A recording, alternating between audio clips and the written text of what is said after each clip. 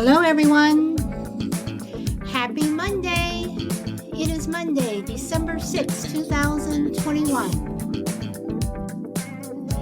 I am Sally Blue's sister, and this is My Turn to Talk.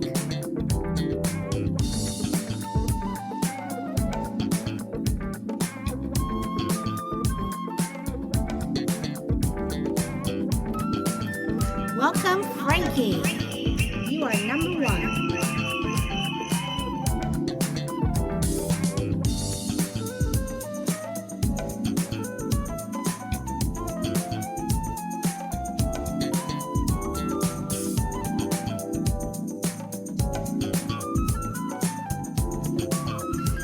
Okay, so let us get started today.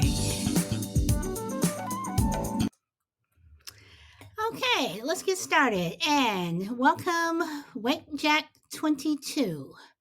Okay, everyone else will trickle in. So you guys are my first one. So let's get started. Okay, today I want to talk about it's about the journey. When we endeavor to do something to achieve certain goals, what is the process? When you decide to move away from home, change jobs, marry, divorce, or have a family, are we not taking a journey? How will our journey end when it's time to finally close our eyes? Will we be happy or say, I wish? And I guess a journey can also be equivalent to a bucket list. So, when you decide to do life changing events, getting married is a life changing event. If you move away from home, even going to college, starting your first job, starting a new job, all of those are life changing events that I consider journeys. So what do you do? I mean, what is the process? I mean, if you're changing jobs, do you just go to bed early the night before and set your alarm, and you wake up and say, okay, or same thing if first day of school. Um, how do you get ready for that? Um, is it a particular mindset? Same thing with, moving away from home. When you move away from home, I know it's a lot of, packing up and what have you, but do you go through a psychological process? When I moved from Chicago to California, over 20 years ago, it was a psychological process for me, because I'm moving from a place that I grew up, and I'm moving 2,000 miles away, on my own. Uh, so it is a process. It is a psychological process, at least for me, that I had to get into my mind, because I was going to a completely different part of the country, where people are different. Um, they do things a different way. And when I got here, it took me about a year to get used to living in California. Now I love it, after being here for, almost 25 years, I do believe it is. So what do you do? And when we're finished with that journey, do you want to, will you be happy if you were to die tomorrow? Would you be happy with the journeys you've taken in life? Did you fulfill that bucket list, so to say? Um, or are you going to say something that, I wish I would have, could have? Are you going to be, that person? Welcome, Benny Wealth. So what are you going to do at the end? Welcome, Crucible Man. So again, I say, at the end of your journey, and it's time for you to finally close your eyes for the last time, are you going to be happy with the journeys that you've taken, through life? Welcome, code 2319. Are you going to be satisfied with the, journeys that you've taken? Or are you going to wish you could have a do over? So, having said all that, I'm going to open it up. And again, I'll just read the first part again if anyone didn't read what the show is about. When we endeavor to do something to achieve certain goals, what is the process? Um, when you decide to move away from home, change jobs, marry, divorce, or have a family, are we not taking a journey? How will our journey end when it's time to finally close our eyes? Will we be happy or say, I wish? Welcome, the only crazy lady. So, I am going to send out some invites, and if you guys would like to join in, you may. If not, I totally understand. So, again, we're talking about journeys that we take in our life. Welcome, Crucible Man. What would you like to say? I think obviously, we're all on the same journey, the journey of life, but in within that one journey, there's obviously all kinds of other smaller journeys that we take, and certainly by the time we get to the end of our lives, I think there would be something wrong if you didn't have, I know this is not a show about regrets, but that you wouldn't have some do-overs or some thoughts about maybe taking the wrong path, maybe not taking a job that you should have taken, or vice versa, not marrying somebody that you did marry, or vice versa. So I think anybody who's lived any kind of a full life is going to have some things that they want to do over. Now, whether it's to the point where you're on your deathbed and you're so full of regret that you feel like you've made more mistakes than you've done things right, that would be a very difficult way to leave this world. But I think you would be lying to yourself if anybody got to the end of their life and said, I wouldn't change a thing. Now, maybe in the macro, you wouldn't change a thing. Maybe you'd still marry the same person. You'd still move to the same state you live in. But within the macro, all the micro journeys, I think you'd have to really, really, really be lucky, or maybe just a little dishonest, to not want some do-overs. I think it's natural. I think it just depends on how big the do-over is and how much it affected your life. So let me ask you this: you're talking about micro journeys. So let's say, and I'm just throwing this out there. You always wanted to move to New York. This is something that you always wanted to do, but through these micro journeys that you're taking, and which could, derail you at times. Every time you get ready to move, no problem, crazy lady. Every time you wanted to move, something happened, something got in your way, or something prevented you from moving. And then you finally got to New York, finally. Do you think those micro journeys will affect the way when you finally do get to your destination, when you finally get there, that is altered in some way? That if instead of, meaning, what I'm trying to say is, if you had just moved to New York, you would have done whatever you were going to do. But because these little micro journeys kind of got in your way, and you finally got there, do you think that your move would be different? Do you understand what I'm trying to say?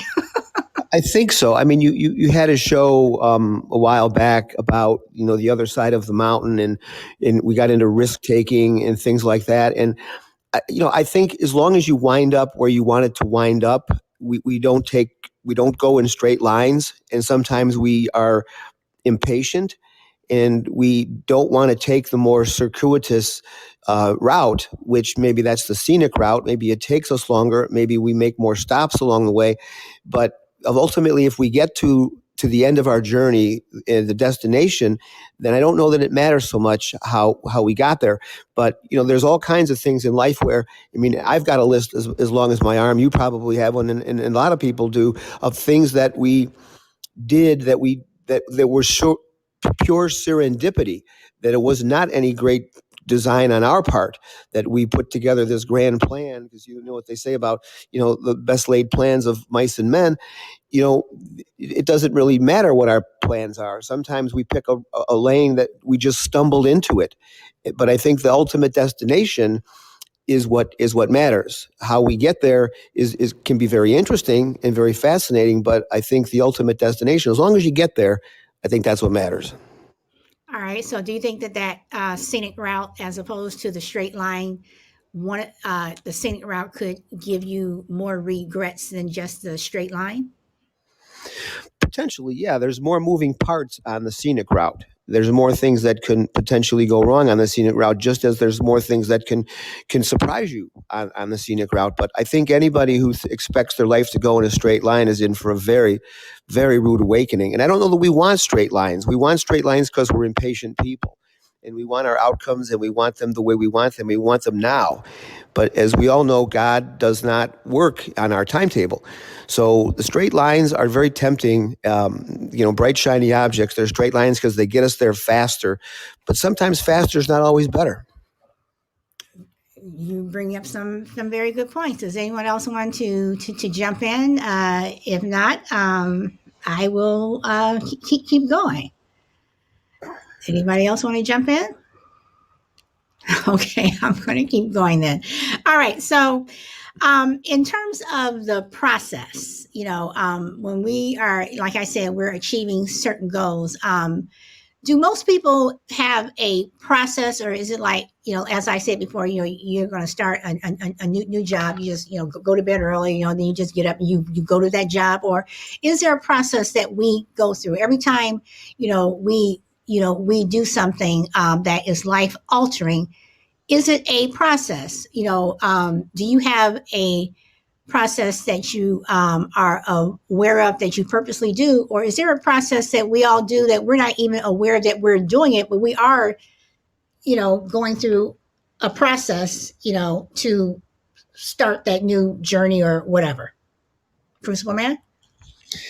I think we all have processes because we're all creatures of control. I think we all want to have as much control over our lives as possible, and that usually means implementing some kind of a process, something that we trust, something that we can rely on and fall back on in times of adversity. And we trust our process because it's our process, and it might not work for somebody else, but we want control. But sometimes we have processes imposed on us against our will and against our liking. But sometimes those processes turn out to be better for us. But I think it's only human nature to want to implement your process because it gives you control. It doesn't mean your process is necessarily a good one, but it's yours because it's worked for you in the past. But I think everybody has a process at some point because it's called having a plan. And if you trust your instincts and you trust your process, you'll probably make a lot of good decisions. But sometimes processes that are given to us, can be better in the long run. We just don't know it at the time. So, okay. So when we, for most people, and I probably shouldn't say most people because I don't know most people. But do you think that most people, when they get to the end of their life, the end of their journey, whatever, do you think that most people are satisfied, that most people are happy?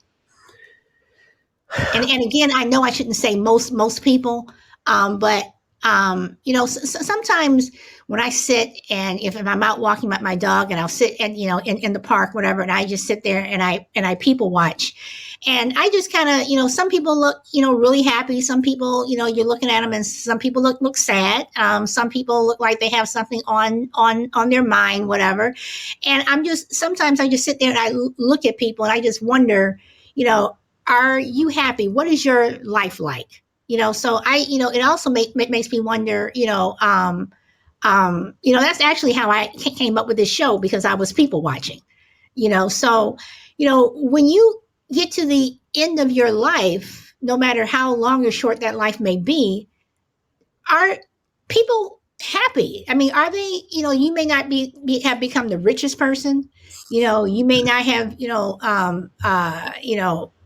open that company that you wanted to open or do whatever. But in the end, do you think most people are happy? I would say the short answer to that is yes. And it depends. You make a good point. It depends on what your goals were. Was your goal to be rich? If you didn't become rich, then you're not going to be happy.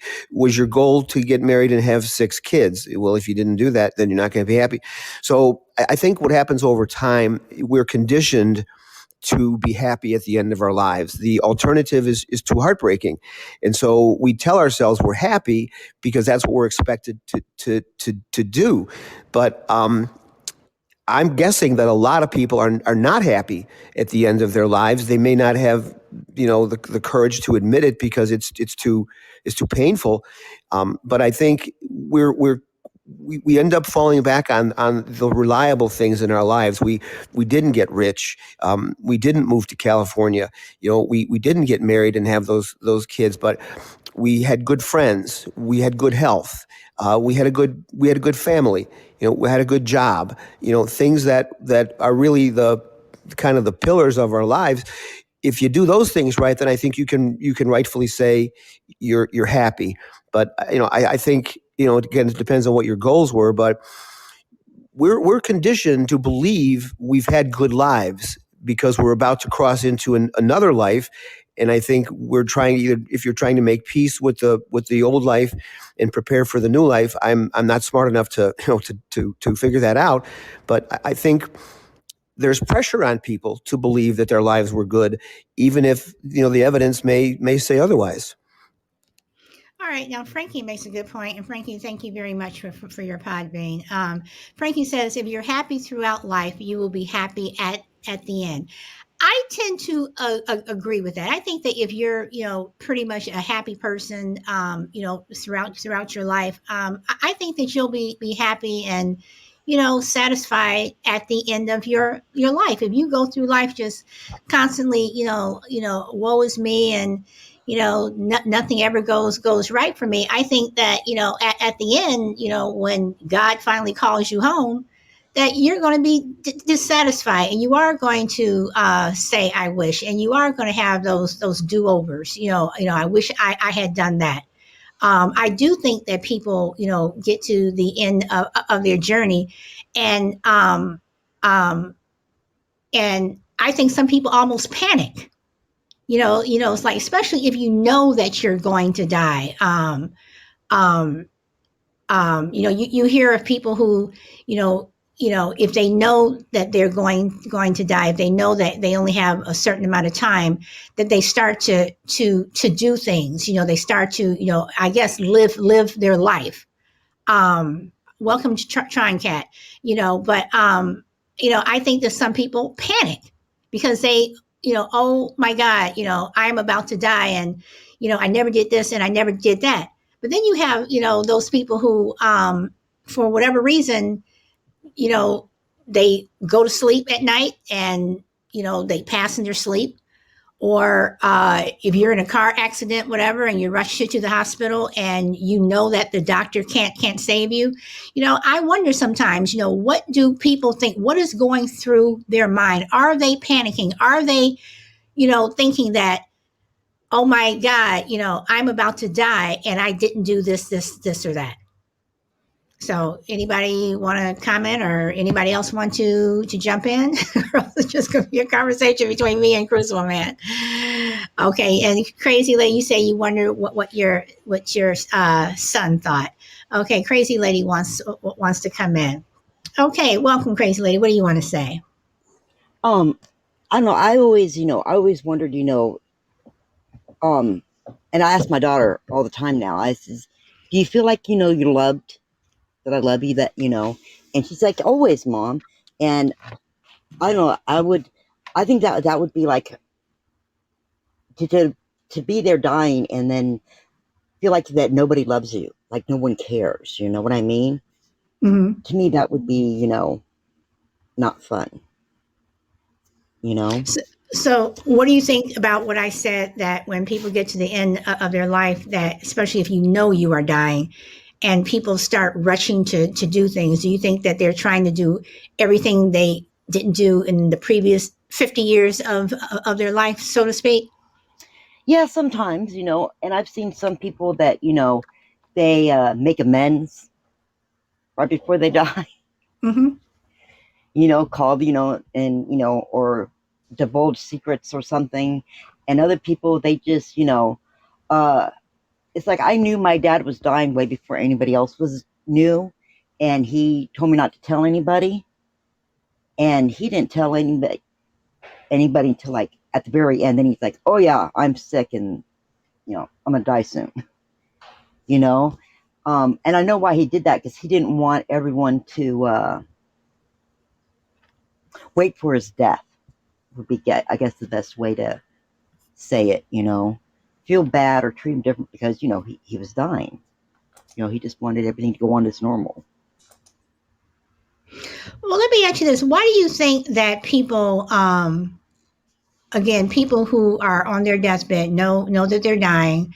Why do you think that they, basically try to make amends with you, but they didn't do it? Like, they'll come to you and say, "Hey, I'm sorry for doing this, this, and this, and this," or, "I wish we had done this, this, and this." How come they didn't do it, a month ago when everything was fine?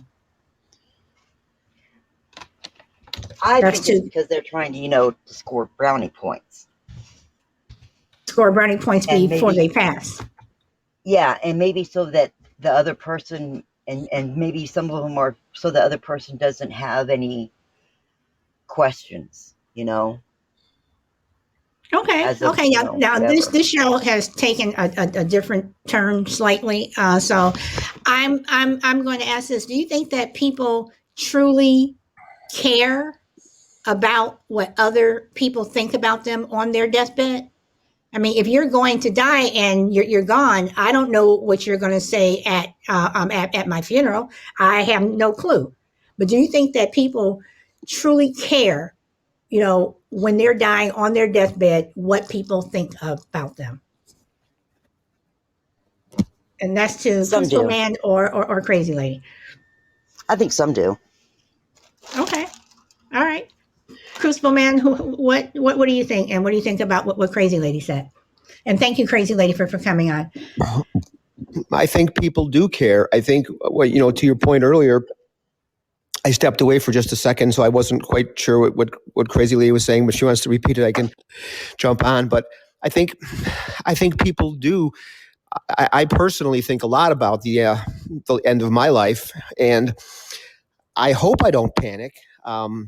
I can see why people would panic. I can see all the myriad thoughts that must go through your head, and all the your life literally maybe passing before your eyes as you contemplate what's coming next. So I think panic is a part of the end of a lot of people's lives, because especially if it comes somewhat suddenly, you get a diagnosis and you have 6 weeks to live, or even worse, you have a couple of hours to live. So I think panic is a natural reaction, no matter how good of a life you've had. When you're faced with something that none of us earthly people have any of the foggiest notion about, the afterlife. I mean, nobody knows about the afterlife, obviously. So I think it's understandable, and particularly if you're not surrounded by loved ones, if you're dying alone and all you've got is a nurse or something, without anybody to calm you or comfort you or soothe you, I can imagine the panic is even worse. And then you get regrets creeping in. Why am I alone at the end of my life, kind of thing. So I hope that doesn't happen to me or anybody for that matter. But I think panic would be a natural reaction at the end of your life for some people, not everybody, for some. Okay. Now, Troncat says, I don't care what people think of me now, and I'm taking everything to the grave with me. And some people do. When you finally, get to the end of that journey, some people do. But let me ask this: so you guys are going through. I'm just taking up from what Troncat said. You're going through this journey of life. We all have this journey of life. Whatever you want to call it. But when you say you're taking everything to the grave with you, is that necessarily wise? Meaning, is there ever anything that you may have kept secret for all these years, or someone told you a family secret, or, you heard something about a friend or something like that? Is it wise to take everything to the grave? When should you, you know, say something. I mean, if when you're on your deathbed, or even not, maybe not even you're on your deathbed, when should you, um, you know, not take everything to the grave? Anybody want to answer that one? And try and cat, no worries. Crucible man or crazy lady?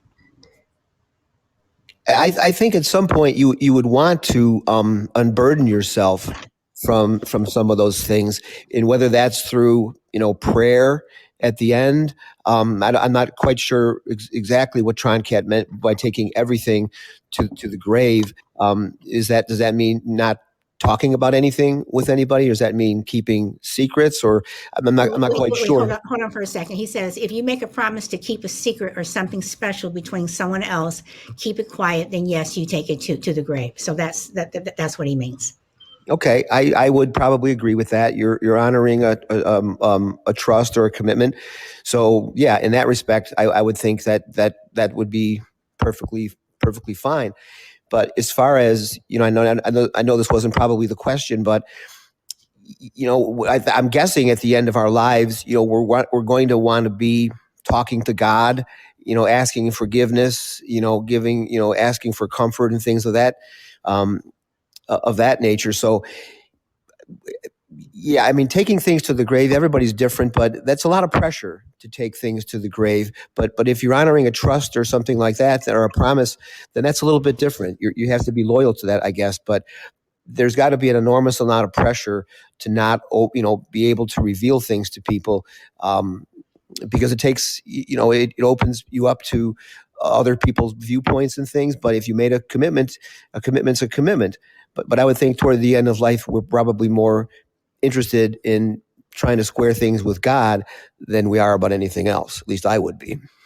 Okay. And Crazy Lady says the unknown is scary. No one wants to die.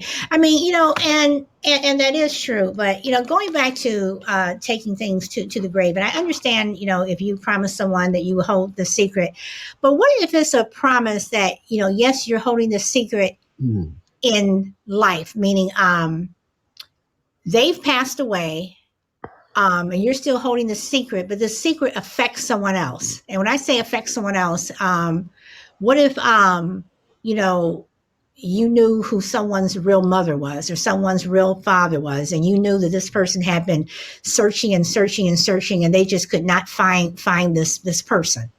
You know, would you then, even though, and this person again, the person who you held the secret with, has passed, would you then say something? Or would you still take that secret to the grave, knowing that this third party may be agonizing over what you know?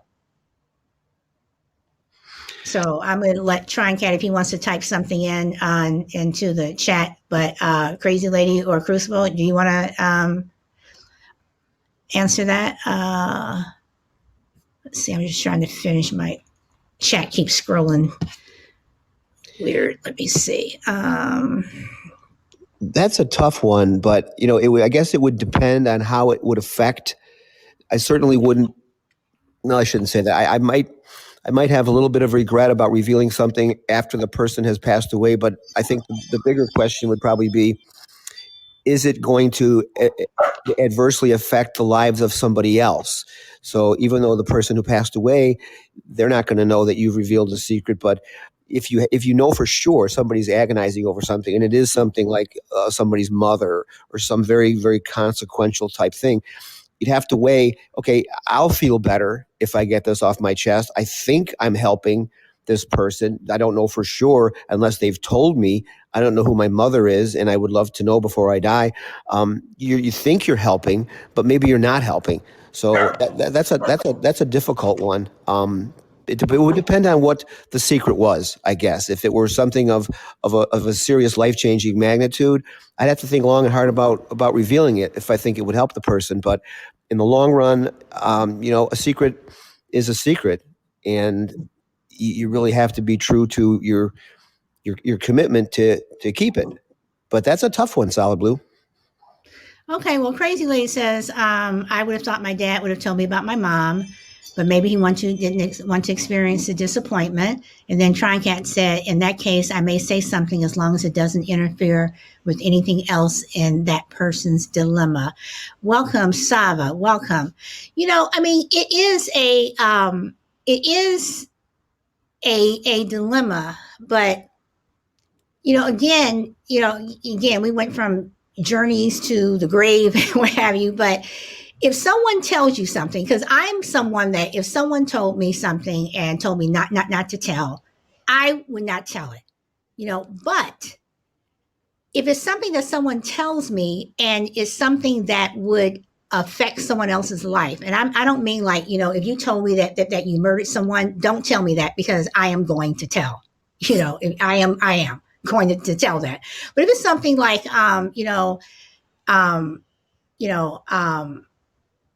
I, fathered this child. I don't want anybody to know that I'm the father. And then I know who this child is, and this child has been looking desperately to find out who their parents are. That would be hard. I would keep the secret. But if that person who told me the secret died, it would be a lot of pressure not to go back and tell that person who that person's father is. I mean, so am I divulging that secret? Yeah, I am. But do I have a good reason? Do you want to see someone agonize? So what do you do? And then when you finally get to the end of your journey and you close your eyes, is that going to be something that you're thinking about, saying, man, I wish I had said something. I wish I had done that. So, it makes your end of life even more, whatever. I mean, I don't know, but do you guys get what I'm saying? I hope so. Well, I think if you always err on the side of trying to do the right thing, and I know the right thing is different in different people's minds, but if your goal is to improve somebody's life or to provide comfort or supply an answer that this person's been looking for, I think if that's your intent, and it truly is your intent, and you're not trying to stir the pot, and you're not trying to, be a rabble rouser, then I think if you make a mistake and that turns out maybe you didn't improve somebody's life, or it didn't turn out the way you thought it was going to, I think if your intentions and your motives are pure, I think that's a good enough reason to go ahead and try to make somebody's life better. If it doesn't work out, your intentions were pure. That's kind of where I would put my criteria. Okay. All right. So, Saba, do you want to jump in on the conversation? We're kind of talking about journeys through life, and at the end of your life, are people happy? Are you going to be happy? Are you going to say, I wish? Do you have any regrets? But as you can see, now we're talking about divulging secrets. Taking things to the grave. So this conversation can go anywhere. So welcome. Thank you. Um, so I've always been that kind of person growing up where like the other kids would come to me and confide in me, but I wasn't really like part of any like clique or group. And I used to be kind of a people pleaser and whatnot. And I do like feel deeply for people for some reason. I feel for people. And so I had to kind of take a step back after, as I grew up and matured and realized that, I need to mind my own, even though people come and tell me their business, I need to focus on me. And if someone comes to you and say, hey, don't tell anybody this, and I heard your story about the person looking for their father or mother or something like that. And yeah, that was an example. Okay. Well, that example specifically, I would keep it a secret because, it's not my place, even though they came and brought me their business, because I realized over the years that I spend way too much time and energy on other people when it's not necessary. And so I would let it be, and I would find peace with that. But it's hard. It's a practice. So if someone came and told you a life altering secret that would affect someone else's life that you knew, and that person had already passed, the one who told you the secret, would you take their secret to the grave with you? Most likely, unless Okay. that other person involved came to me specifically and asked me. But what if they didn't know? I mean, what if they didn't know that you knew the secret, but you saw that, and again, I'm just using the example of, this was really your father, this was really your mother, whatever, and they were agonizing, like they were really like searching for, I want to know who my mother is, I want to know who my father is, and you knew they were going through that, but they didn't know that you knew anything, so they had no reason to ask you. Would you still stay silent? I guess it really would depend. That's the type of situation. It depends. If it was for the greater good, I would tell. If it wasn't, I wouldn't. It would just really depend, I guess. That's kind of a Okay. one of All those. right. All right. Well, Crazy Lady You says, said life changing. Go, sorry. well, I mean, it is a life changing thing. Crazy Lady says, when I die, I want a huge wake celebrating my life and remember me on my birthday and death day. Have a drink or smoke weed. Okay. And Tron Cat says, I always feel like there has to be, wait, hold on, Mike. Let's see, has to be a reason the other person doesn't need to know the secret. That's probably why it's a secret. I agree with that somewhat because some people keep secrets because out of guilt. Some people may keep a secret just out of spite. So when you say take something to the grave, and you tell someone, when you tell someone a secret that is life changing, or life altering, that they want you to take it to the grave, that's a lot of pressure. That's a lot of pressure to even tell someone that secret. So it's like a burden. It is. So my next question then is, when I'm saying that when you're on your journey, and how will that journey end when you finally close your eyes, why don't you just unburden yourself instead of telling someone else to keep the secret for you? I mean it's like, why even tell them if you were going to take it to the grave anyway? Why even tell that other person? Why even involve someone else? So my question would be, is if you have such a big secret that you want to take to the grave, or may involve someone else, why not just use that time that you have left, if you know that you're on your deathbed, to tell that person or to reveal that secret? Anybody? Again, it would just depend. It would really just depend, I guess. I mean, I don't know. I mean, I just think that if something is such a big secret that you yourself is taken to the grave, I mean, I believe that all of us has something that we will never tell. Everybody, to me, I don't care who they are, no matter how big the skeleton is or how small the skeleton is, we all have them. I agree. Something that embarrassed us or whatever, we all have them. And my thing is, if the skeleton is in your closet and you're the only one knows, why even tell someone else? Why even, apparently, if you're telling the secret, it's like, do you want people to know? I grew up Catholic, so I could see how like a lot of like Catholics would be more inclined to do so. But other than that, I'm not sure. You say do so. You're talking about in terms of keeping the secret? No, telling the secret, tell all, because they were kind of raised that way. So. Okay, that's interesting. Crucible Man, I know you grew up Catholic. Do you agree with what Saba just said? Is Crucible Man there? So I myself never confessed to any like popes or anything, but my grandmother did make me write a letter to God almost every Sunday night. Okay, all right. So did you hear Saba's response? Yeah, I had muted myself there, but yeah, I think depending on what we're talking about, I think the end of your life, the goal should be to give you, the person who's dying, as much comfort as possible. And if that means revealing something because it takes it off your mind, or you're asking forgiveness, or whatever outcome you're searching for, I think that's all that really matters at the end of life. I don't think we're necessarily thinking about other people in the same sense that we're thinking about ourselves, and rightfully so.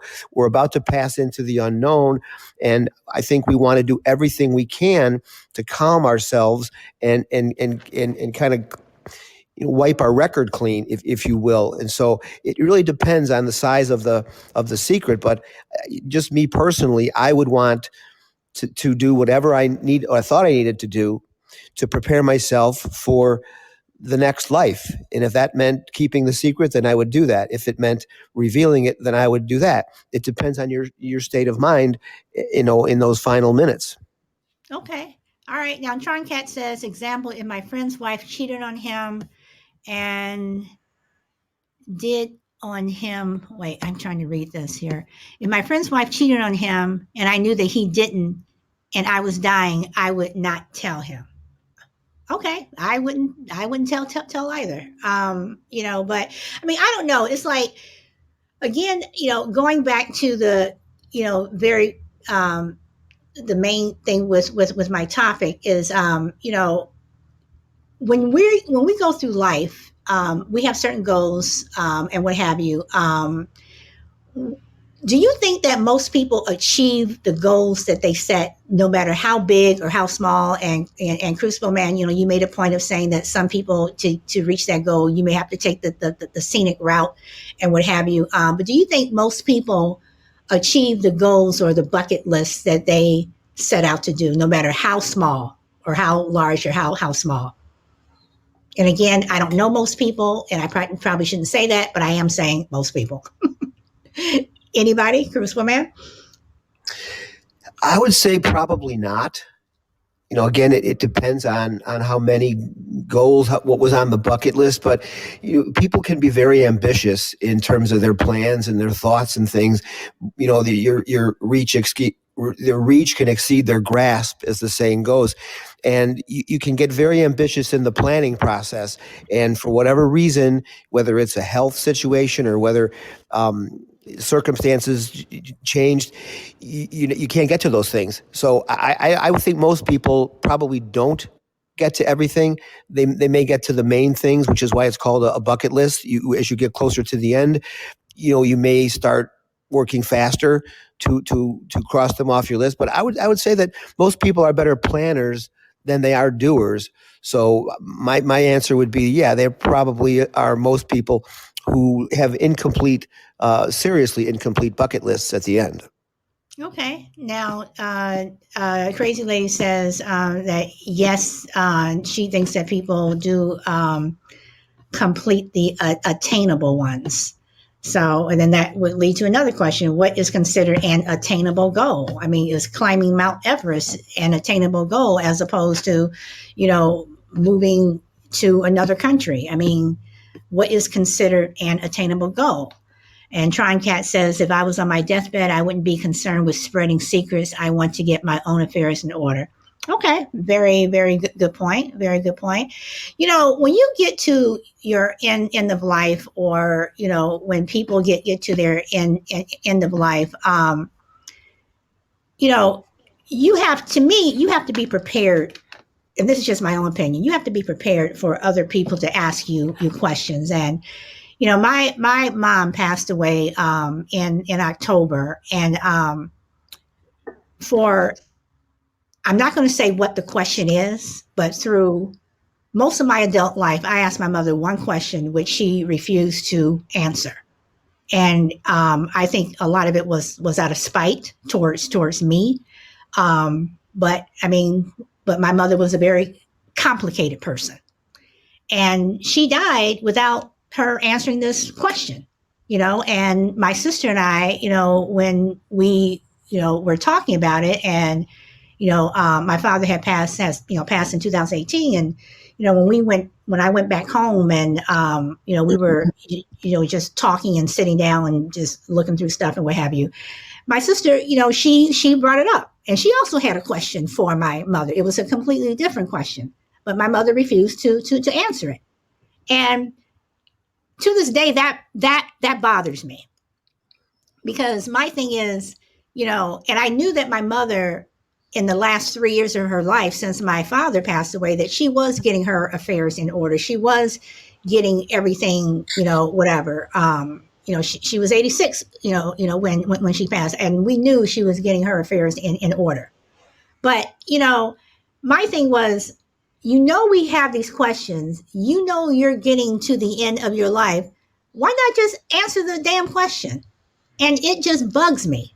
So my question to you guys is, if you guys, had someone, a family member, a child or a friend or whomever, want to know an answer to something, and you knew that pretty soon you would be gone. I mean, my mother wasn't, she didn't have cancer or anything, she died of natural causes. But wouldn't you just answer the damn question, Saba? So, like I've been saying this whole show, it does depend. However, I am all about answers, and my obtainable goal that I'm working on is knowledge. I feel that the mind is a very powerful, transcendental vessel, and so that's like, I'm actually looking forward to death. Not that I'm suicidal or anything. I just think that there is so much that will be opened up to me as far as knowledge goes. So I for the most part, I probably would lean towards answering, but then again, it depends on what it is. Okay. All right. Well, I don't know. Crucible Man, did you have something you wanted to say? And I'm trying to get to these comments in the chat, but my chat just keeps scrolling up and down and going crazy. So it's not that I'm ignoring you. I'm trying to keep my screen, for whatever reason, it's just jumping. So Crucible Man, did you want to say something? Yeah, I think particularly when it comes to your children, and I'm not, just please don't take this the wrong way about your mother, but that would bother me too. Your goal, at the end of your life, I agree with Troncat, get your affairs in order, make your peace with God, ask forgiveness and all those things. But it also should be to provide comfort for those that are going to be left behind. And if there's something that, one of your children should know, that you hadn't told them, or that that they were wondering about, that would be a tremendous gift to give them as you pass into the next life, knowing that you're providing comfort and some kind of reassurance as you leave physically. You've given them something that they may be able to hold on to.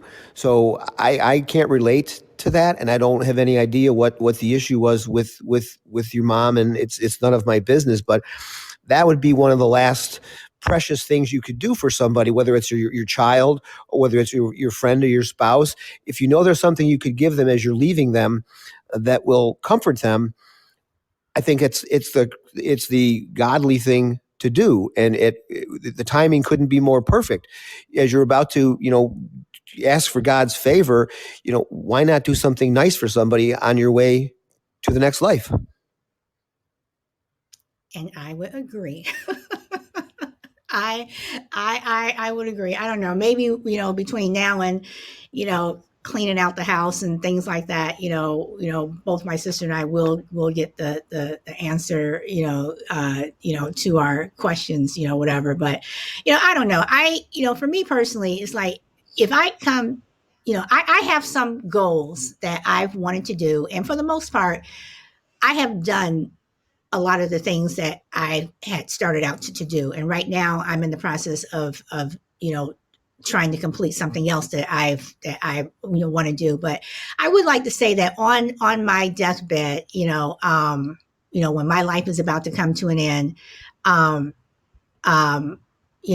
hope I just don't pass in my sleep. I know a lot of people, wish that. I want to be that person who, gathers their family around, whatever, because because there are things that I think that I would probably want to say at the end to my son. There are things I probably would want to say at the end to my husband. And if I just pass away, it's like I missed out, if that makes sense. any sense. But I do believe that when you are getting to the end of your life, take the opportunity to tell people, how you feel, you love them, maybe you don't love them. I mean, I don't know. But, but in terms of like secrets and things like that, and you're asking people to keep secrets, I think that is a huge responsibility and a lot of pressure to put on people. So, anybody want to jump in and add anything? I'm gonna leave videos. I'm gonna leave vlogs. You know what? And I think that that's a good idea. I mean, I think that some people I know some people do record their lives. People who have terminal cancer or something. I know they tend to do that, but maybe you should. Well, I already do make videos on different things, so why not?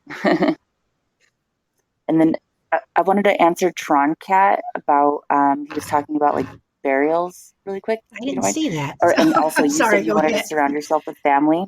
Yeah.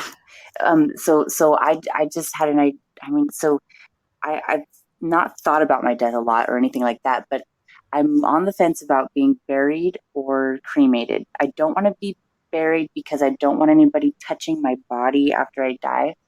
And I don't want to be cremated because I feel that there's something wrong with that. And I can't quite put my finger on it. I would just like to just be out of reach and maybe like go jump in the ocean or something. I don't want anyone touching me.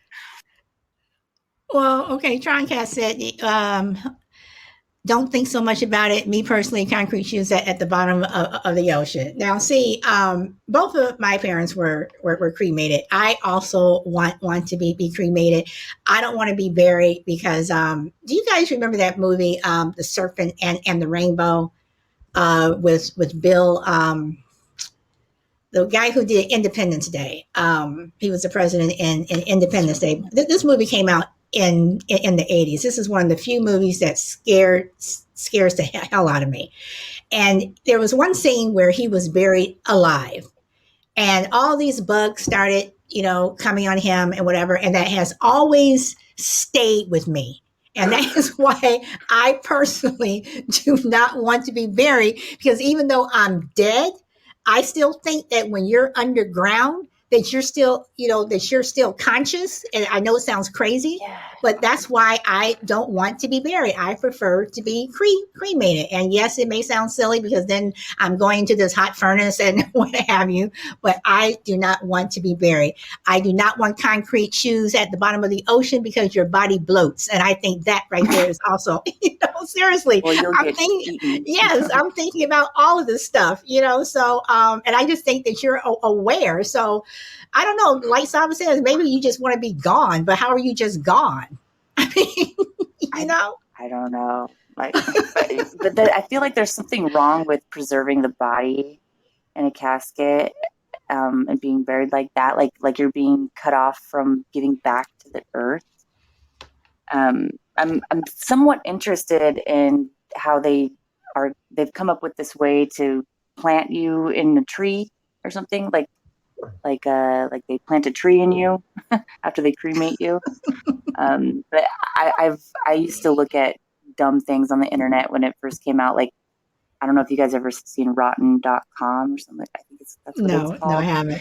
But people mess with corpses, like the morticians, they mess with the bodies and stuff. That is something, I don't know why, but that scares me. I don't want that to happen. Okay, well, I will tell you this. Later on in the week, I think it's either Wednesday or Thursday, I am doing a show on the afterlife, because I do want to get into that, because I have some comments and theories on that also. So, but I mean, I don't know. It's our life is a journey from the very beginning when we're born, all the way to the end. And I guess it's just, how we, deal with our life, how we choose to be. You either choose to be a good person, you can choose to be a bad person, but I would hope that at the end of everyone's life, no matter how hard their lives may have been, that at the end of their life, there is some happiness and some satisfaction that when you're gone, that, if you do say, I wish, it's not something that is just, so full of regret that it makes you die unhappy. So I don't know. Crucible Man, you want to say anything? Well, we've kind of been talking about maybe what a conversation might sound like on somebody's deathbed for the person who's actually passing. But what do you think about the people who are, let's just say you're fortunate enough to be surrounded by loved ones on your deathbed?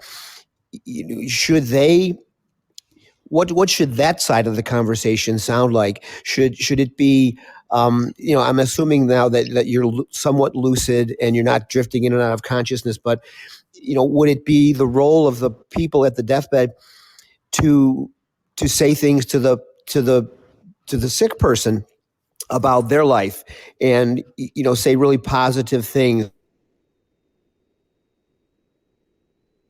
Or should it just be to hold their hand or answer questions or things, or should it be more of a, for lack of a better word, kind of a cheerleader role to remind the person of all of the good things that happen in their life? And is that worth anything? Does it even matter at that point? I just kind of got struck by that idea as we talk about the burden being on the person who's passing. But do we have a responsibility as the people going to be left behind to do anything for that person besides make them comfortable at the end of their life? Is any kind of dialogue useful at all, or is it just are you just better left keeping things on a more even keel? I was just curious. I can answer that, or Saba, you want to answer? I think that they should definitely use their best judgment, and if they're going to be in that position, they should be prepared for that, and they should know when they should talk or not, and if they should say something or not. I think it just all depends. I mean, and I would say that, you would want to give comfort, depending upon who it is. You would want to give comfort and what have you. But at the same time, you hear people who have gone to, family members who have gotten into squabbles and fights while someone's taking their last breath. So, I mean, seriously, in fact, I can honestly say I know one person who I know very, very well, a friend of mine. He and his brother got into a big thing about, the will, and their, father was passing away and they're fighting over the will. And, people who were there, their other family members who were there were just saying how horrible it was, and it was, So, I would like to think that if I'm in the room with someone when they're passing away, if it's a family member, number one, if I'm on good terms with that person, I would be in the room. If I was not on good terms with that person, I would not want to be in the room. If I were in an accident, whatever, say, cars are piled up on the freeway and someone's passing away and, they're dying in my arms or whatever, I would want to be a source of comfort to that person because they're not around their family, whatever. I would want to be a source of comfort and say, things that would make them feel good as they pass on. But I don't know. Every situation is different and people have different relationships with people. But if it was somebody who I didn't like or didn't care for, then I would not, put myself in that position. Or hopefully I would not be in that position, or I would just leave the room. You know what? On my birthday, I like to be alone. And there's a really important reason for that. Because I feel like people try to steer my emotions. Like they'll come up all, oh, it's your birthday. Oh, happy birthday. And I often find that if I don't meet their level of excitement, it lets them down. And it's kind of a weird dynamic, but see, this is my personality type, and everybody has like social personality types. Some people are more introverted and so on. I'm one of those really introverted people. And I would fathom that if I was on my deathbed, I would rather be alone than have somebody there trying to comfort me, um, and steer my emotions, if you will. Like I'd want to feel however I'd want to feel, and I wouldn't need anybody to assist me in that personally. Okay, all right. And for me, on my birthday, I mean, even though it's it's just me, my husband, and my son, and my three dogs. I just want, peace and quiet, just peace and quiet. No one has to sing, happy birthday. I don't get gifts. I don't, like gifts. I think it's a waste of money because I number one, I don't need anything, and I pretty much have everything after 59 years. I pretty much have everything, that I want or need. But no, Saba, I totally get that. And I wanted to read what Troncat said. He said, in the turn of the first century, they would, doggone it, I'm sorry, my screen keeps jumping. In the turn of the first century, they would tie a string to your finger while you're in the coffin and in the coffin and run it up to the surface with a bell on it. So if you weren't dead, you heard a ringing sound, the grave master would start to bury you to check. I've heard about that, and a lot of that had to do I thought they embalmed you. superstition. I'm sorry, Saba? Don't they embalm you, and then you should be definitely dead after that, right? But Or did they in not the embalm first back then? Oh. century, they weren't embalming people. Okay. Didn't embalming come in like later? I'm gonna have to look that up. But I think and then for Jewish people, depending upon the Jewish faith, you have to be buried. I think it is within 24 to 48 hours because I don't think they embalm you. Huh.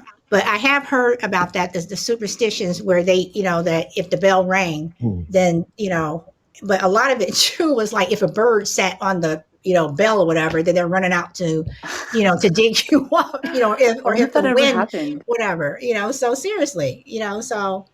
Troncat, did that ever happen? Did anybody ever ring the bell? I would hate John to be Cat, the you burial wanna person. answer that? That's something I'm definitely going to have to look into for the afterlife show. So, Yes. I mean, can you imagine that, you go to a funeral and the next thing you know, they come back and they're sitting in a restaurant? I mean, I'm just saying. Ringing a bell. ring a bell, right? So, Oh my goodness. So I don't know.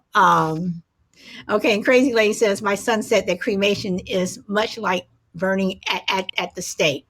Okay. And then Trying Cat is saying fish food. Okay. I'm sorry. These are earlier, chat. So again, I apologize. My screen keeps jumping.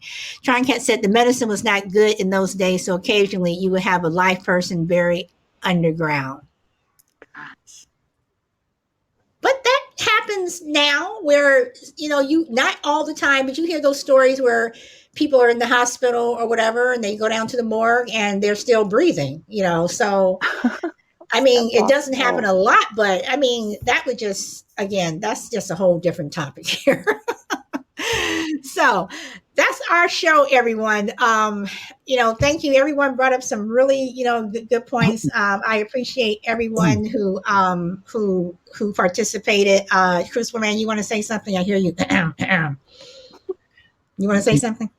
No, I would probably be stealing your thunder for the Afterlife show, which sounds like a really good one. But as usual, this was very thought-provoking. It always gives me things to kind of mull over after the show. So I enjoyed it very much.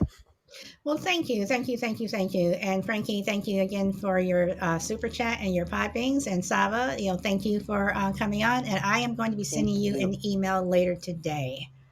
I emailed you. I don't think you emailed me. Okay. Well, then I will respond back to that. I've just had a busy morning. So, okay, everyone. So again, thank you so much. And let's see. Let me just double check real quick. What's on the agenda for tomorrow? We are talking about.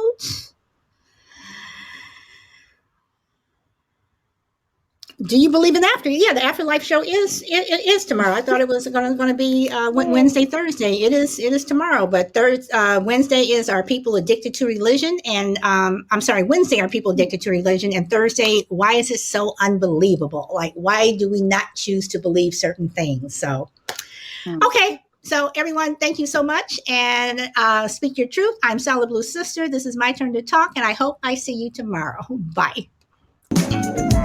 And Saba, I will make sure that as soon as this is over, I will answer your email. Okay, no rush. So, and Crucible Man, as always, thank you very much. Tron Cat, thank you for your input. Hopefully, one day you're able to come on and actually chat. But thank you so much for participating. And code 2319, Mr. A, Frankie, I know you're at work. Frankie, I'm trying to do a weekend show. I am, but honestly, again, my weekends are so busy that when I end up listening to other people's shows late at night, but man, my weekends are just busy. But I will try to do a weekend show. Don't know when, but I will try. But thank you for coming on, as always. So let's see. I'm just trying to go through the rest of these chats. What kind of dogs do I have? I have a mixed terrier who is about 28 pounds. I have another mixed terrier who's about 23 pounds. And I have a toy Yorkie who is 4 pounds, and she is a trip. She is a bully, and she is like the ruler of the household. And they were all, yes, they're all rescue dogs. Bella, Bink, and Bo. Dude, welcome. But dude, you're always late. You're like an hour late. But thank you for showing up. Talk to you later. Bye, Saba. All right, everyone. Enjoy the rest of your day. Bye.